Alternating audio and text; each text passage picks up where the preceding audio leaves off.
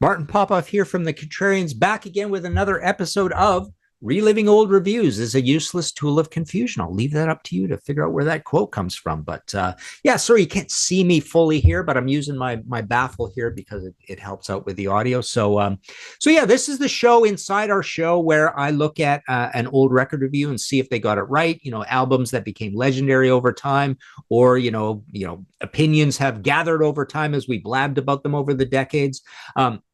And see if the writer got it right. So today we're going to look at a review of the very first STARZ album by Richard Regal in Cream magazine, October 1976. So I'm going to read this review and review this review. So he says, Rocksteady Productions has all the bases covered now that Kiss have seemingly abandoned the slam bam molten ore that made big time boppers for the ethereal Alice Cooper thrills of stylized H/M. They hit us with STARZ to scoop up the latest generation of pube pollywogs swarming feverishly through the hockey arenas. I might have missed a word or two there, but this is an awkward opening sentence. It's probably slightly wrong in the way it is laid out, and there's a lot of weird words in it.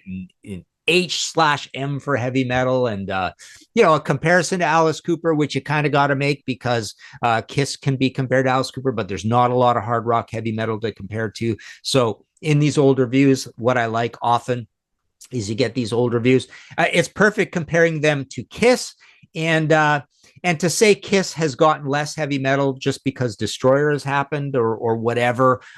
Kiss is roughly as heavy metal as they sort of always were along moving here. And by the way, this STARZ album to me has always sounded like a great Kiss album, right? And they should have been bigger.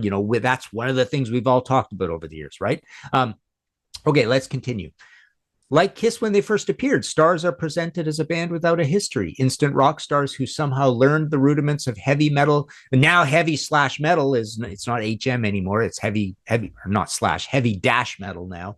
Guitaring without having been in any previous name bands. Personally, I don't believe that bio-malarkey about Rano, Sweevel, et al. Being down on their luck rockers who heard Michael Lee Smith's siren-like warbling in the elevator shaft of their flophouse and knew that their destiny was plotted. I'll bet producer Jack Douglas recruited all these jokers, monkey styles, for just the commercial calculation they're always going to be. I don't remember the story, but I wrote the story because if you go to Zunior.com, you can get an ebook version of a big long thing I wrote about the entire STARZ catalog all at once. I don't think I'm ever going to do a whole book on STARZ, but it's 10 or 20, I don't know how many thousand words it is, but it's long and it's like $1.99 or something. So you can go to Zunior.com. I got tons of short documents on just single bands and top 20s and all sorts of crazy stuff over there for 99 cents. Anyways, guitarist Richie Rano looks like a ne'er-do-well from my hometown who used to go to sprint car races with us. Michael Lee is such a moist-lipped Michael DeBar's vocal hyzer stereotype that it's not even a crime any longer. And drummer Joe X, what the will undoubtedly be the face of 1976 for his waxed mustache tips. That's right. He had that really cool look with the mustache tips. On this album, he's just a generally, meat and potatoes, get the job done sort of drummer. It's a very simple, like I say, it's a little bit like a cross between Rex and Aerosmith on one side and Kiss on the other side. It's funny that he compares Michael Lee Smith to Michael DeBar, who many people kind of forgot. He became an actor over the years, but he was somewhat known at the time, Silverhead and whatnot, right? And Michael Lee Smith's got a great voice. And by the way, he is the brother of Rex Smith, who was the leader of Rex. And like I say, Rex and STARZ sounded very, very, very similar at this time. Rex had an album also in 76, self-titled, and they had a second album, Where Do We Go From Here, in 77. STARZ had Violation in 77, right? And Rex, that was it for Rex. He became Rex Smith after that. STARZ, of course, did two more albums, Attention Shoppers in 78 and Coliseum Rock in 78, right? Okay, for all I know, and for all that Livewire is note-for-note distillation of Got to Choose and other Kiss standards tells me, STARZ might even be Kiss without their makeup, hustling some spare change between concept package tours. No, wait, there's 5 guys in STARZ, not 4. Just goes to show that Kiss really have become the taste-making band of the mid-70s. Only us teens know for sure. By the way, STARZ is also managed by Bill Aucoin, who manages Kiss, but they're not on Casablanca, they're on Capitol. That was the main distinction there. But yeah, Richard's getting it right here. They are this basically sounds like if you weren't happy with Destroyer, here's an even better Kiss album than the first three albums. It is a great standard rock and roll album, and Violation is even better, right? Basic bass metallic to the last, STARZ are as predictable as you always hoped for. You can hear Detroit Girls' grinding, platitude-laden chorus before you even put the record on.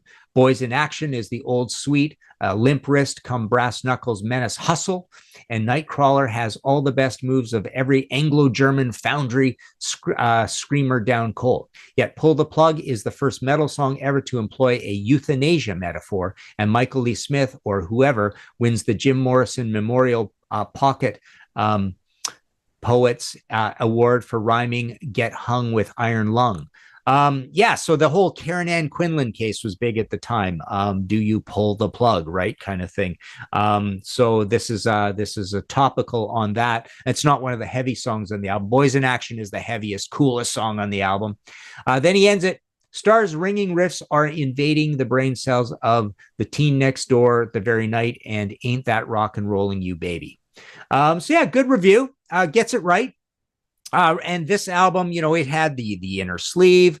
It was embossed. It had the great logo. There was a lot of money put behind this. You saw a lot of ads. Rocksteady Productions, right? Bill Aucoin and that whole thing. And it was very promising. And, famously speaking, as Richie Rano bitterly recalls, and I think we might even, have we done, this might be a part two. We might have already done the STARZ review from Rolling Stone that was a negative review that Richie says really kind of did the band in, right? But this is a good, accurate review.